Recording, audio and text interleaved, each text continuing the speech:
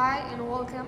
To begin with, I would like to read you our vision. So our vision talks about co-design through strategies that promote climate justice and adapting the environment of the most vulnerable to face climate change, promoting the equitable coexistence between the Nahua and Cumbres del Lago, giving way to resilient and water-sensitive communities. So if you can, we'll talk a little bit about climate justice. What is climate justice? Climate justice talks about a world where there is inclusion and protection of the rights for those who are more vulnerable to the effects of climate change. And here, what we did was a poll where every one of us answered what is climate justice, and the world we all came together was equity. So to us, climate justice should talk about equity. And if you come with me, I would talk about climate global south. And to give you a little bit of context, Global South is a term used to refer to the nations who have lower economic and industrialization levels.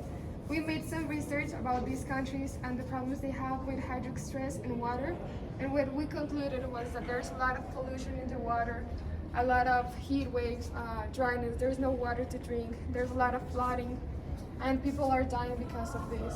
So if you travel with me, we'll go to Mexico, and it's part of the Global South. In Mexico, we also have a lot of problems with water. We have dryness up north. In these states, the heat wave is a little extreme and dryness, and people are dying because of this. And down south, there's a lot of flooding and excessive water, and we don't know how to control it. And in the center of the country, there's Querétaro. So if you come with me, we'll travel to Querétaro. In Querétaro, we have a lot of communities and areas where people live, and we found out that on the peripheries, these are the most vulnerable communities in our state, and in these communities they don't have access to water. It's pretty hard because all the concentration to the solution of the problem is downtown, and you can see all these news that talk about the problems we have with water, from dryness to flooding to pollution in water. And then if you come with me, here's a little bit of a timeline of the water in Querétaro, and it talks about how we tried to come up with a solution since the beginning of the city for this water shortage. And what we did was to create the Acueducto de los Arcos. It's the icon of the city. And what this did was to bring water into the city so people could drink and use water. And then if you follow the timeline, we have been suffering from the same problems all the way since the foundation of Querétaro to today. And right now we're building Acueducto number 3, and it's trying to solve the same problem as in the beginning. And today we have other problems such as pollution and a lot of minerals in the water in Querétaro. So if you come with me, I talked to you about some communities that are more vulnerable to water, and one of them is Juriquilla. It's up north in Querétaro. And in Juriquilla there are two areas that we will talk about, Cumbres del Lago and El Nabo. And what we tried to do in here was to create a little bit of a contrast and show you how they live, how they converge, and how they coexist with each other. And if you go along, you'll find out more about them.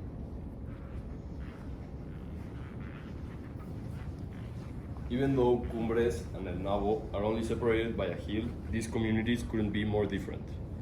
El Nabo is a rural traditional settlement that was engulfed by the city's uncontrolled urban sprawl in the last 20 years. On the other hand, we have Cumbres del Lago, which is a suburban development plan in the last 20 years that answers to a high middle class sector. To better understand the dynamics of these communities, we mapped questions that arose during a classroom session. The first map answers to the question, what are the potential areas of water pollution?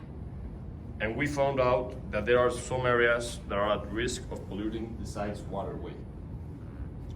Querétaro suffers from hydric stress, which means short but very intense rainy seasons, followed by a long period of drought.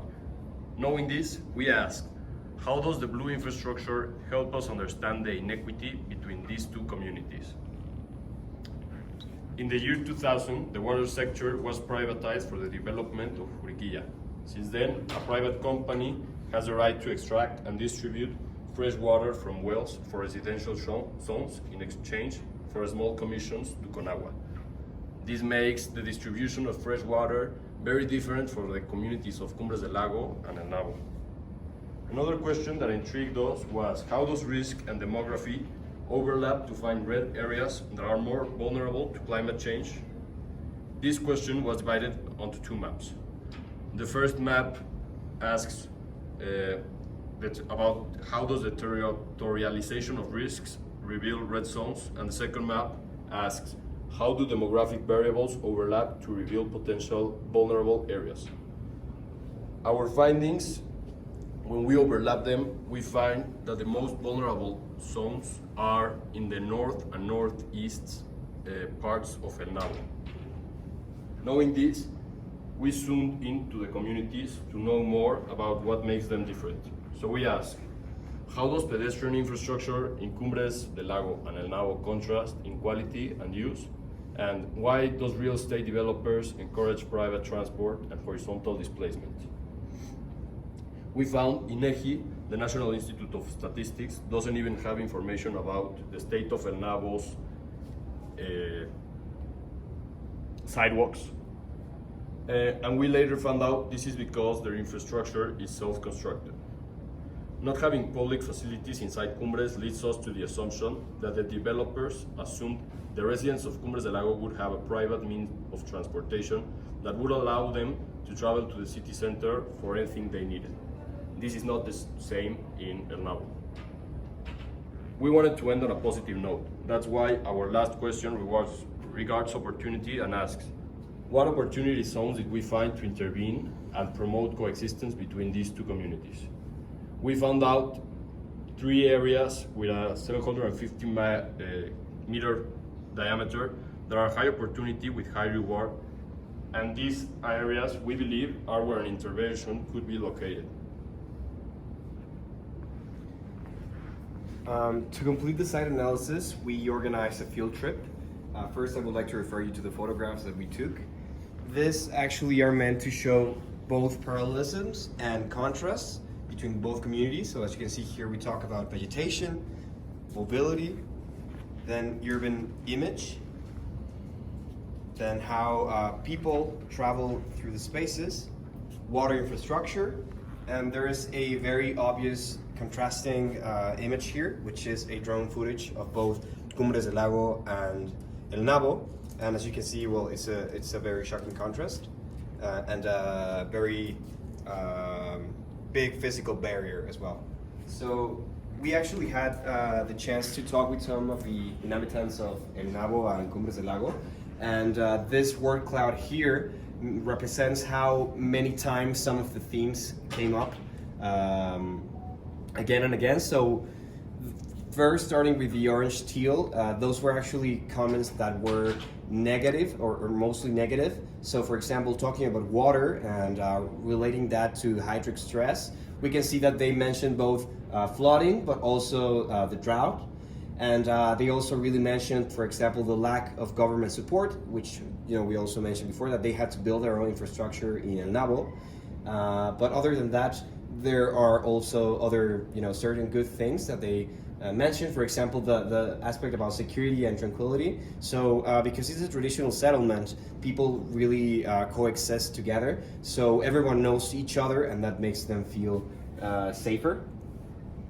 Now, but the vegetation that we found, something that really caught our attention is that we saw that yes, there are some native species there, but they also have some invasive species, some exotic species, and some of them were cultivated also. So these are just some examples and how they are categorized. Here we have some more, but the important thing here is that we found that many of the species, especially in El Nabo, were exotic and invasive. So as we can see, regarding the water consumption, there's a very big difference. So native species, some of them you don't even have to they don't really need water, but we have a range here for 20 to 21 days. But for invasive species, you have 3 to 7 days for water consumption. So obviously that's something that we have to keep in mind. And regarding the urban image, since Cumbres del Lago is a very new settlement, they're dividing the land in a very regular way, and you have this typology in which you have a backyard at the back of the house, a garage at the front, and just a massification of the house kind of towards the front of the houses. And in El Nabo, it's much more irregular. So you have this actually are some of the divisions in a block. And as you can see, the void and mass relationships really vary a lot. So you have sometimes huge spaces of land with a little house in the middle. Most of them are self-built, but you also have like these big houses in which they only have space for the garage. And here we have the photo references.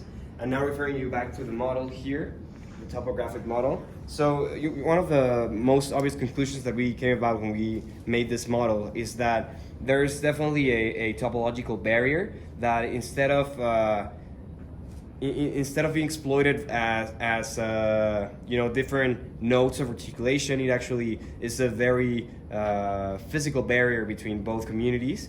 And also, as you can see, both settlements, especially El Nabo, are seated in a very sloped terrain. So that obviously has some opportunities regarding water captation from rain, but it also talks about how dangerous it can be, or how the water flows into the canal and the bodies of water that we have in both communities. So next, we will explain the three main concepts that make up our vision. The first one is mitigation, which is minimize and stabilize the impact of climate change on an urban scale by preventing pollution and reducing the emissions of harmful substances. The second one would be urban adaptation, which is methods and processes to prepare urban areas for the impact caused by climate change at an infrastructure scale by taking into account measurements to prevent and protect. And last but not least, the urban resilience, which is the capacity and potential of an urban structure to recover from difficulties caused by climate change and environmental, economical, and social aspects. Moving forward, our vision is what we want to reflect in each individual project. This vision encompasses what for us would be the most important thing to expose within our project.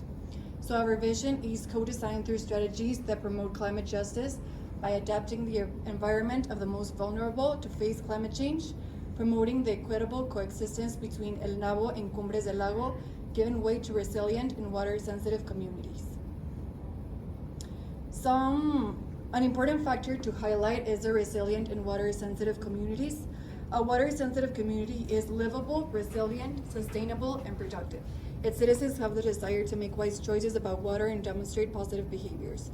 It provides water security for economic prosperity, mitigates flood risks, and creates public spaces that collect, clean, and recycle water. Moving on, we will be talking about the circle diagram. This diagram is divided into topics that focus on portraying different strategies to get to our idea of a resilient community sensitive to water. The diagram starts in the beginning with a general idea, which is climate injustice, followed by hydric stress, and ending in our main point mentioned before, which is a resilient community sensitive to water. The middle circle, which is the main point, concentrates on 4 different areas, which are the strategies and the ways to create it. These 4 target the following topics: economic, sociocultural, political, and environment, which is divided into 2 topics: the natural environment and the built environment. Inside, you can find and read each strategy.